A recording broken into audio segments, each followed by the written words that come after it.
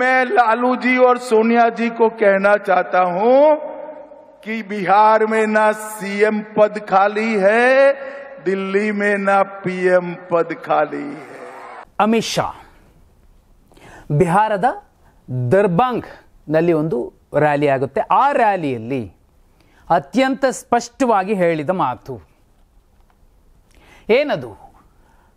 ಬಿಹಾರದಲ್ಲಿ ಸಿಎಂ ಸ್ಥಾನ ಖಾಲಿ ಇಲ್ಲ, ದೆಹಲಿಯಲ್ಲಿ ಪಿಎಂ ಸ್ಥಾನ ಖಾಲಿ ಇಲ್ಲ, ಎರಡೂ ಕಡೆ ಕೂಡ ಅಭಿವೃದ್ಧಿಯ ಪುರುಷರು ಕೂತಿದ್ದಾರೆ ಅನ್ನೋ ಮೂಲಕ ಪರೋಕ್ಷವಾಗಿ ಒಂದು ಮೆಸೇಜ್ ಅನ್ನು ಕೊಟ್ಟಿದ್ದಾರೆ. ಏನದು? ಮಹಾಗಠಬಂಧನ್ ಮುಖ್ಯಮಂತ್ರಿ ಅಭ್ಯರ್ಥಿಯನ್ನ ಘೋಷಣೆ ಮಾಡಿದ ಮೇಲೆ ಒಂದು ಸವಾಲು ಹಾಕಿತ್ತು. ಅಶೋಕ್ ಗೆಹ್ಲೋಟ್ ಅವರು ಒಂದು ಸವಾಲು ಎಸ್ತಿದ್ರು. NDA ಮೈತ್ರಿಕೂಟಕ್ಕೆ ಈಗ ಸಿಎಂ ಅಭ್ಯರ್ಥಿಯನ್ನ ಘೋಷಣೆ ಮಾಡಿ ಅಂತ ಹೇಳಿದ್ರು. ನಮ್ಮ ಹತ್ರ ಈಗ ತೇಜಸ್ವಿ ಇದ್ದಾರೆ, ನಿಮಗೆ ಯಾರು? ಉಪಮುಖ್ಯಮಂತ್ರಿ ಅಭ್ಯರ್ಥಿ ಕೂಡ ಮುಖೇಶ್ ಸಾಹ್ನಿ ಅನ್ನೋದನ್ನ ಹೇಳಿದ್ರು. ಅದಕ್ಕೂ ಕೂಡ ಒಂದು ಸವಾಲು ಎಸ್ತಿದ್ರು, ನಿಮ್ಮ ಉಪಮುಖ್ಯಮಂತ್ರಿ ಅಭ್ಯರ್ಥಿ ಯಾರು ಅಂತ. ಆದ್ರೆ ಈಗ ಫಸ್ಟ್ ಟೈಮ್ ಅಮಿತ್ ಶಾ ಅವರು ಒಂದು ಚುನಾವಣೆ ಅಂದಾಗ ಒಂದು ರಾಜ್ಯದ್ದು ಲಾಕ್ ಮಾಡ್ತಾರೆ. ಅವ್ರು ಏನು ಹೇಳ್ತಾರೆ ಅದೇ ಆಗಬೇಕು, ಬೇರೆ ಏನೂ ಆಗೋದಿಲ್ಲ, ಬದಲಾವಣೆಗಳೇ ಆಗೋದಿಲ್ಲ. 2014ರಿಂದ ಇಲ್ಲಿಯ ತನಕದ ಏನು ಗುಜರಾತಿ ಲಾಬಿಯ ಚುನಾವಣೆಗಳು ನಡೆದವು. ಇಡೀ ದೇಶದಲ್ಲಿ ಹಲವು ರಾಜ್ಯಗಳಲ್ಲಿ ಅವರ ಲಾಕ್ ಸಿಸ್ಟಮ್ ಏನಿತ್ತು, ಕಂಟ್ರೋಲ್ ಸಿಸ್ಟಮ್ ಏನಿತ್ತು, ಅದರ ಆಚೆಗೆ ಬೇರೆ ಏನೂ ನಡೀತಿರ್ಲಿಲ್ಲ. ಆದರೆ ಫಸ್ಟ್ ಟೈಮ್ ಬಿಹಾರದಲ್ಲಿ ದರ್ಬಾಂಗ್ನಲ್ಲಿ ಅಮಿತ್ ಶಾ ಅವರು ಶರಣಾಗಿದ್ದಾರೆ, ಅಕ್ಷರಶಃ ಶರಣಾಗಿದ್ದಾರೆ ತಮ್ಮ ಮೈತ್ರಿ ಪಕ್ಷದ ನಾಯಕ ನಿತೀಶ್ ಕುಮಾರ್ ಅವರ ಎದುರಲ್ಲಿ. ಇನ್ನೊಂದು ಮುಖ್ಯವಾದ ವಿಚಾರ, ಅಕ್ಟೋಬರ್ 30ರಿಂದ ನವೆಂಬರ್ 7ರ ತನಕ, ಮೊದಲ ಹಂತದ ಚುನಾವಣೆಯ ಹಿಂದಿನ ದಿನದ ತನಕ ನರೇಂದ್ರ ಮೋದಿ ಅವರು ಸುದೀರ್ಘ 9 ದಿನಗಳ ಕಾಲ ಬಿಹಾರದಲ್ಲಿ ಬೀಡ್ಬಿಟ್ಟಿದ್ದಾರೆ. ಪ್ರತಿದಿನ 2-3 ರ್ಯಾಲಿಗಳಲ್ಲಿ ಭಾಗವಹಿಸ್ತಿದ್ದಾರೆ. ಒಂದು ವೇಳೆ ಇನ್ನು ಮುಂದಿನ ಒಂದು ರ್ಯಾಲಿಯಲ್ಲಿ ಏನಾದ್ರೂ ಪ್ರಧಾನಿ ಮೋದಿಯವರು ಕೂಡ ಅಮಿತ್ ಶಾ ಅವರ ರೀತಿಯಲ್ಲಿ ಪರೋಕ್ಷವಾಗಿ ಆದರೂ NDA ಮುಖ್ಯಮಂತ್ರಿ ಅಭ್ಯರ್ಥಿ ಅದು ನಿತೀಶ್ ಕುಮಾರ್ ಅಂತ ಹೇಳದೆ ಹೋದ್ರೆ ಮುಂದಿನ ಎಲ್ಲ ರ್ಯಾಲಿಗಳಲ್ಲಿ ನಿತೀಶ್ ಕುಮಾರ್ ಅವರು ಅಬ್ಸೆಂಟ್ ಆಗ್ತಾರೆ. ದೊಡ್ಡ ಒತ್ತಡ, ಬಹುದೊಡ್ಡ ಪ್ರೆಷರ್ ಅನ್ನ JDU ಕೊಡ್ತಾ ಇದೆ. ಒಂದು ವಾರ್ ರೂಮ್, ಒಂದೇ ಒಂದು ವಾರ್ ರೂಮ್, ಅದು JDUನ ಸ್ಟ್ರಾಂಗ್ ವಾರ್ ರೂಮ್. ಇದೇ ಪ್ರಶಾಂತ್ ಕಿಶೋರ್ ಅವರು ಕಳೆದ ಚುನಾವಣೆಯ ಸಂದರ್ಭದಲ್ಲಿ 2020ರಲ್ಲಿ ಸೆಟಪ್ ಮಾಡಿಕೊಟ್ಟಿದ್ದಂತಹ ವಾರ್ ರೂಮ್ ಅಲ್ಲಿನ ಹುಡುಗರು. ಇನ್ನು ಮುಖ್ಯ ಏನಂದ್ರೆ ಸಮಸ್ತಿಪುರ ಮತ್ತು ದರ್ಬಂಗ್ ಎರಡು ಪ್ರಮುಖ ನಗರಗಳೇನಿದೆ, ಈ ನಗರಗಳ ಮಧ್ಯೆ ಸುಮಾರು 11 ವಿಧಾನಸಭಾ ಕ್ಷೇತ್ರಗಳು ಬರುತ್ತೆ. ಇಲ್ಲಿ ಬಹುಪಾಲು ಕುರ್ಮಿ ಸಮುದಾಯದ ಪ್ರಾಬಲ್ಯ ಇರುವಂಥದ್ದು, ಅದು ನಿತೀಶ್ ಕುಮಾರ್ ಅವರ ಸಮುದಾಯ.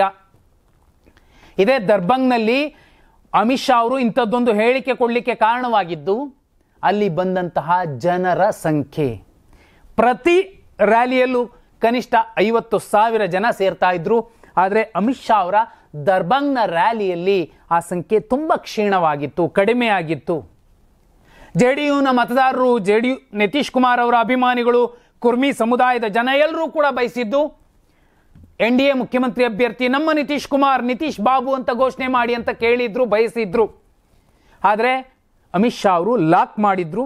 ಅದು ನಿತ್ಯಾನಂದ ರಾಯ್ ಅನ್ನುವಂತಹ ತಮ್ಮ ಬೆಂಬಲಿಗನನ್ನ, ತಮಗೆ ಹೇಳಿದಂತೆ ಕೇಳುವಂತಹ, ತಾಳಕ್ಕೆ ತಕ್ಕಂತೆ ಕುಣಿಯುವಂತಹ ರಿಮೋಟ್ ಕಂಟ್ರೋಲ್ ವ್ಯಕ್ತಿಯನ್ನ ಮುಖ್ಯಮಂತ್ರಿ ಮಾಡೋದಕ್ಕೆ ಬಯಸಿದ್ರು. ಅದು ಸಾಧ್ಯವಾಗ್ತಿಲ್ಲ. ನಿತೀಶ್ ಕುಮಾರ್ ಅವರ ಒಂದು ಸ್ಟ್ರಾಟಜಿ ರೂಮ್, ವಾರ್ ರೂಮ್ ಬಹುದೊಡ್ಡ ಮೆಸೇಜ್ ಅನ್ನು ಕೊಡ್ತಿರುವಂಥದ್ದು. ಅಚ್ಚುಕಟ್ಟಾಗಿ ಎಲ್ಲೆಲ್ಲಿ ಏನಾಗ್ತಿದೆ ಎಲ್ಲವೂ ನಿತೀಶ್ ಕುಮಾರ್ ಅವರ ಗಮನಕ್ಕೆ ಹೋಗ್ತಾ ಇದೆ.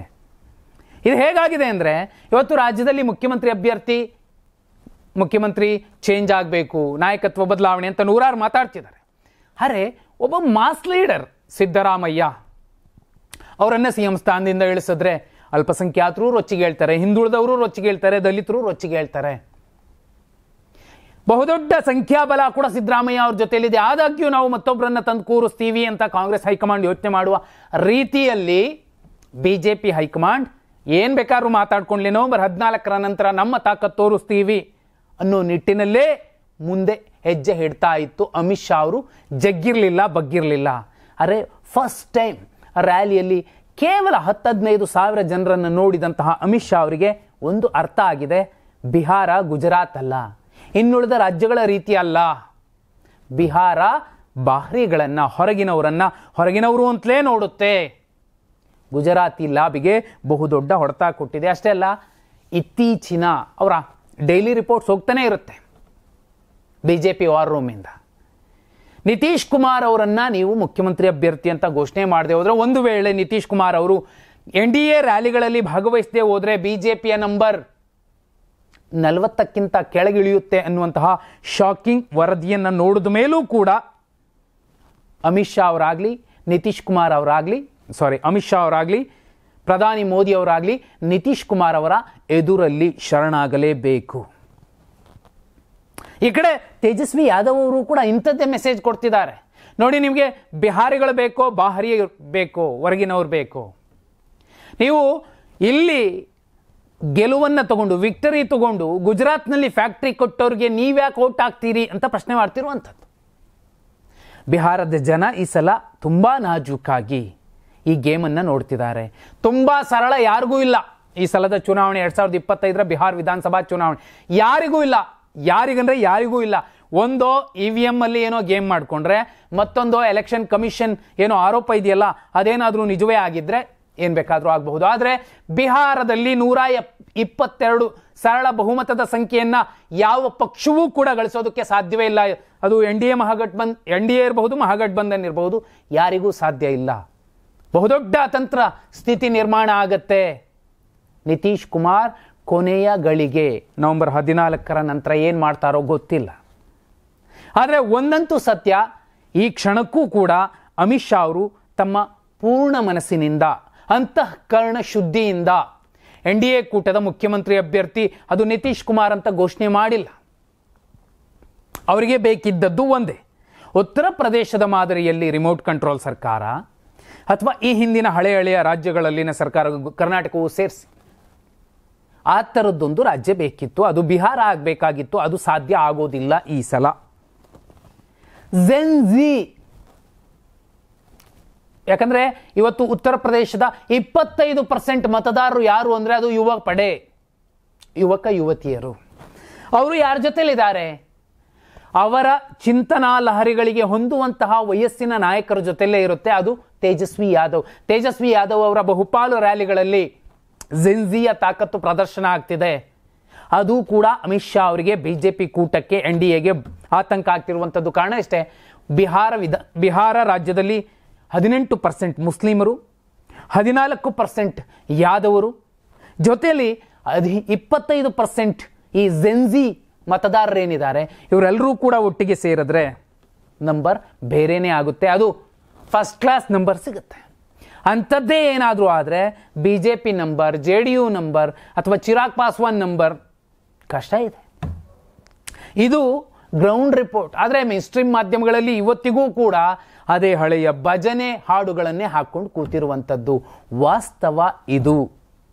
ಆದರೆ ಬಿಹಾರದ ಲೆಕ್ಕಾಚಾರಗಳೆಲ್ಲವನ್ನೂ ಬುಡಮೇಲು ಮಾಡುವಂತಹ ಬಹುದೊಡ್ಡ ಗೆಲುವನ್ನು NDA ಪಡೆಯುತ್ತೆ ಅಂತ 2 ದಿನಗಳ ಹಿಂದೆ ಸಮಸ್ತೀಪುರದಲ್ಲಿ ನರೇಂದ್ರ ಮೋದಿಯವರು ಆಡಿರುವಂತಹ ಮಾತುಗಳು ಕೂಡ ಈಗ ಆತಂಕಕ್ಕೆ ಗುರಿಯಾಗಿರುವಂಥದ್ದು. ಯಾಕಂದರೆ ಅವತ್ತು ಕೂಡ ಜೊತೆಯಲ್ಲಿ ಇದೇ ನಿತೀಶ್ ಕುಮಾರ್ ಅವರು ಕೂತಿದ್ರು. ಅಲ್ಲೂ ಕೂಡ ಬಹುದೊಡ್ಡ ಮೆಸೇಜನ್ನು ನಿತೀಶ್ ಕುಮಾರ್ ಅವರು ಕೊಟ್ಟಿದ್ರು. ನಾನೇ ಮುಖ್ಯಮಂತ್ರಿ ಅನ್ನುವಂತಹ ನೇರವಾದ ಸಾಲುಗಳನ್ನು ಹೇಳುವ ಮೂಲಕ ನರೇಂದ್ರ ಮೋದಿ ಮತ್ತು ಅಮಿತ್ ಶಾ ಅವರನ್ನ ಶಾಕ್ಗೆ ಗುರಿ ಮಾಡಿದ್ರು. ಇದೀಗ ದರ್ಬಾಂಗ್, ತೀರಾ ದೂರದ ನಗರಗಳೇನಲ್ಲ, ಒಂದಾದ್ಮೇಲೆ ಒಂದೊಂದು ನಗರಗಳಲ್ಲಿ ರ್ಯಾಲಿಗಳೇನಾಗ್ತಿದ್ದಾವೆ. 2ನೇ ನಗರದ ಹೊತ್ತಿಗೆ ಬರುವಷ್ಟೊತ್ತಿಗೆ ಅಮಿತ್ ಶಾ ಅವರ ಪ್ಲಾನ್ ಚೇಂಜ್ ಆಗಿದೆ, ಬಗ್ಗಿದ್ದಾರೆ, ಶರಣಾಗಿದ್ದಾರೆ. ಅದು ನಿತೀಶ್ ಕುಮಾರ್ ಅನ್ನುವಂತಹ ಪ್ರಾದೇಶಿಕ ನಾಯಕನ ಎದುರಲ್ಲಿ. ಪ್ರಾದೇಶಿಕ ನಾಯಕರ ಅನ್ನುವಂತಹ ದಂಡನಾಯಕರೇ ಇಲ್ಲದೆ ಹೋದ್ರೆ ಗಣತಂತ್ರ ವ್ಯವಸ್ಥೆಯಲ್ಲಿ, ಗಣರಾಜ್ಯ ದೇಶದಲ್ಲಿ ನಾವು ಅಧಿಕಾರವನ್ನು ಹಿಡಿತೀವಿ ಅಂತ ಹೇಳುವಂಥದ್ದು ಸುಲಭದ ಮಾತಲ್ಲ. ಅದಕ್ಕೆ ಅಮಿತ್ ಶಾ ಅವರು ಆರಂಭದಲ್ಲಿ ಹೇಳಿದ್ರು, ಇಲ್ಲಿ PM ಸ್ಥಾನವೂ ಖಾಲಿ ಇಲ್ಲ, CM ಸ್ಥಾನವೂ ಖಾಲಿ ಇಲ್ಲ ಅಂತ ಅಂದರೆ ನೀವು ಅರ್ಥ ಮಾಡ್ಕೋಬೇಕು, ಬಿಹಾರದಲ್ಲಿ ನಿತೀಶ್ ಕುಮಾರ್ ಅವರು CM ಆಗದೆ ಹೋದ್ರೆ PM ಸ್ಥಾನವೂ ಕೂಡ ಖಾಲಿ ಆಗತ್ತೆ ಅನ್ನುವಂತಹ ಸ್ಪಷ್ಟ ಸಂದೇಶವನ್ನು ರವಾನಿಸಿದ್ದಾರೆ ನಿತೀಶ್ ಕುಮಾರ್ ಅವರ ಎದುರಲ್ಲಿ ಮೋದಿ ಮತ್ತು ಅಮಿತ್ ಶಾ ಅವರು ಶರಣಾಗಿರುವ ಧಾಟಿ ರೀತಿ ನೀತಿ ನೋಡಿದ್ರೆ ರಿಸಲ್ಟ್ ಏನಾಗಬಹುದು ಕಮೆಂಟ್ ಮಾಡಿ.